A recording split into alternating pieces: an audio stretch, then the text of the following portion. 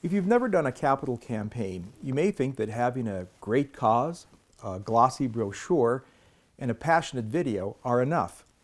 Actually, great materials and a solid rationale for asking, of course, are helpful, but they're not enough to drive most major gifts. Within your city alone, you're probably competing against hundreds of other nonprofits doing equally good work and serving a real need. If you're like me, you probably get scores of mail solicitations every month. You know, there's no shortage of good causes. And if a person has the capacity to make a gift of $100,000, they are likely on the radar screen of every development director in town, or at least they should be. Every week, they receive multiple requests for donations. Now, some charities get no response. Others get very modest support for operations. Still others get a little bigger gift for a special project. But some, very few, receive the millionaire's best gift. How would you end up in that last category? In a word, involvement. All things being equal, the charitable organization that has found a way to involve its major gift prospects in its ministry, those are the ones that receive the major gifts. Involvement precedes investment. Let's say you've done considerable work prospecting for households with major gift potential. You've surfaced scores of individuals with wealth. But unfortunately, this newfound group has only a marginal relationship with your organization. It would be naive to assume that a great cause and a four-color brochure is enough to convince the majority of them to make their best gift to you. The best gifts come when individuals feel they are part of the community of people making a difference. And they find that camaraderie and that friendship and sense of meaning within your organization when they help you do something great, when they help you do something important.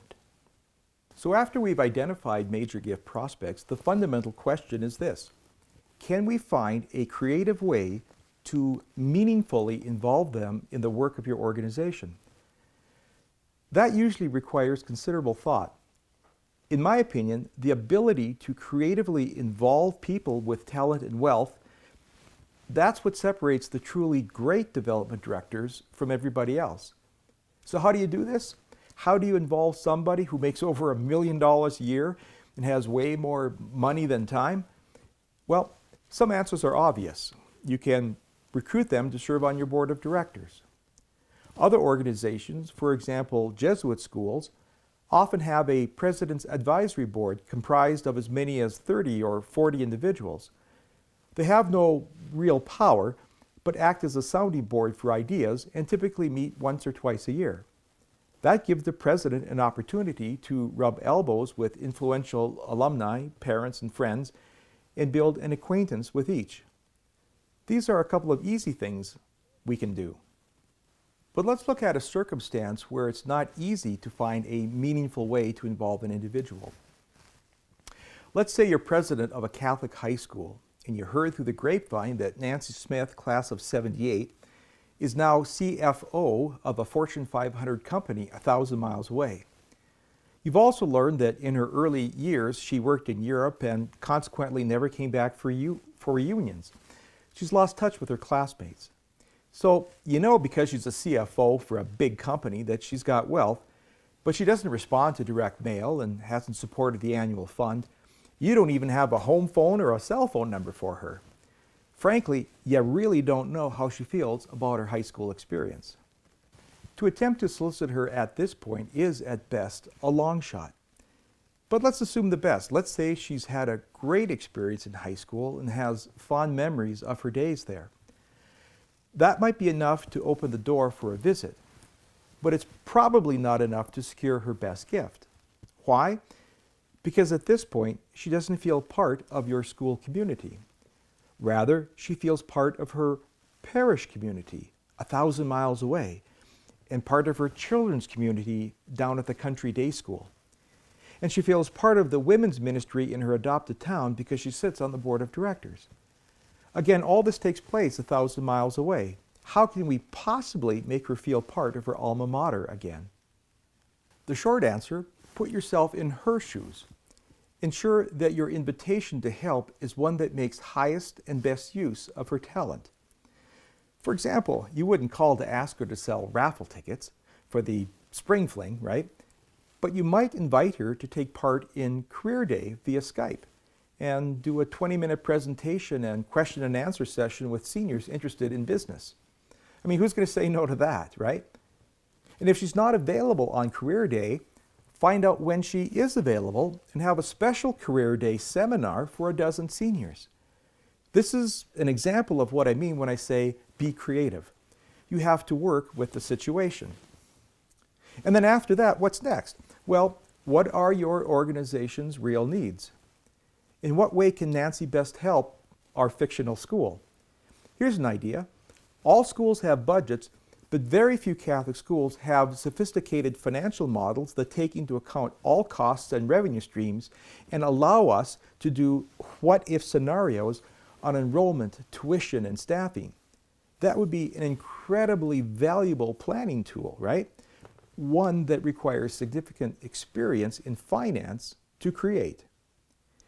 Now, Nancy probably doesn't have time to create that financial model, but what if she were to pair herself with 2 young graduates with degrees in finance to form a little committee to advise them in building that very sophisticated spreadsheet?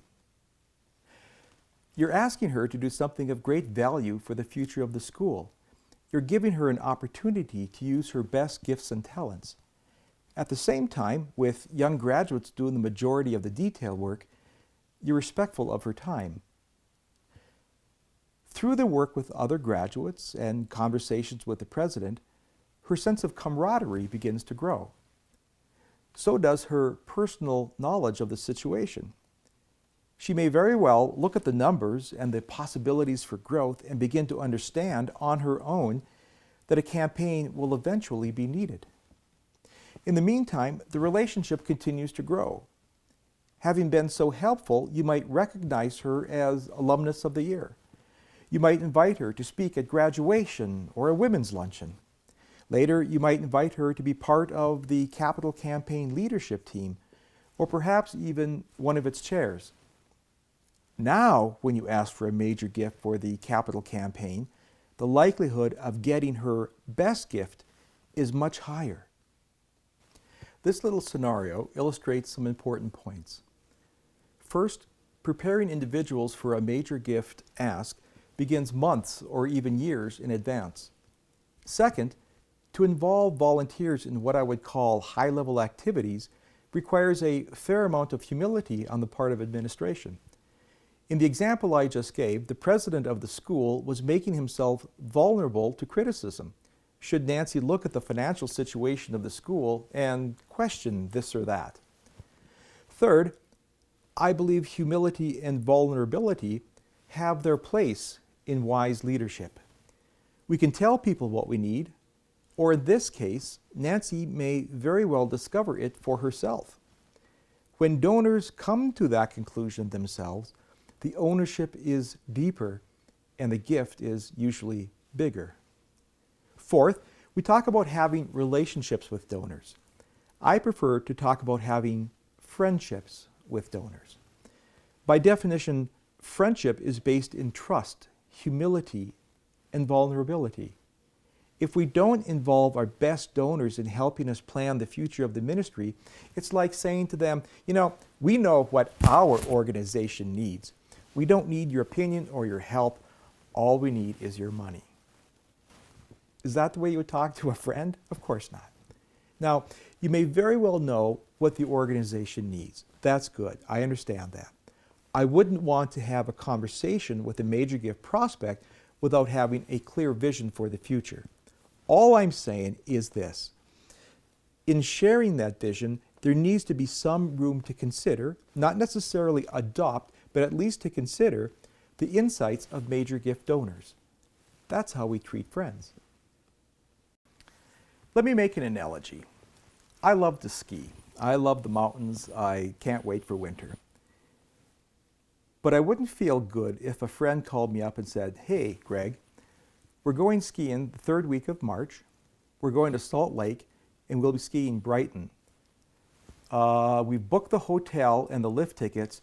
Your share of the whole thing is XYZ dollars. Now, I love to ski. I love Salt Lake. Brighton is my favorite ski resort. And even if I had the money and I had those dates open, I still would feel a little bit left out if my friend called me up to simply announce all these decisions that had been made without my input, right? It just doesn't feel the same. That's not how we treat friends.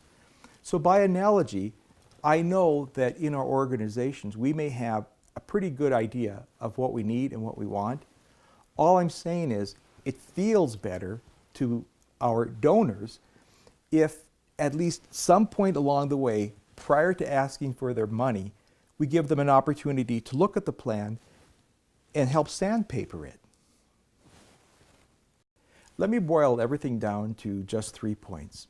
First, involvement precedes investment.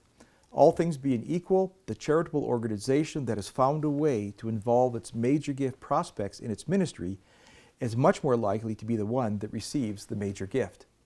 Second, the ability to creatively involve people with talent and wealth, that's what separates the truly great development directors from everyone else. Third, when you think of your major gift prospects, think of them as friends and communicate with them as friends.